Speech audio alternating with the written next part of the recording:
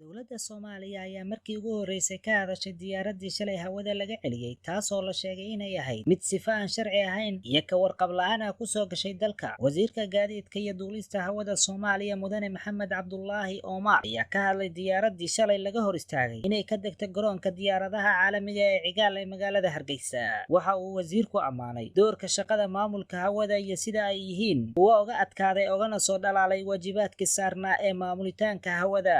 Wasiir Omar ayaa sheegay inay awood buuxda u yeelatay dowladda federaalka Soomaaliya inay maamulato hawadeeda isla markaana ay dib u soo celin doonto diyaaradii Somali Airlines. Wuxuuna intaasi ku daray in diyaaradii shalay laga celiyay hawada magaalada Hargeysa ay ahayd mid sifa sharci darro ah ku soo gashay dalka, isla markaana waxa uu tilmaamay inaysan aqbali doonin diyaarad sharci darro ku soo gasha dalka, hawaduna ay tahay mid ay maamusho dowladda federaalka Soomaaliya. Wasiirka ayaa intaasi ku daray inaysan marnaba ogolaanaynin in diyaarad laga leeyahay dal shisheeye ay ku soo xadgudubto hawada Soomaaliya, isla markaana waxa uu uga digay diyaaradaha dowladda Kenya iyo waliba diyaaradaha kale inay ku soo xadgudbaan hawada Soomaaliya.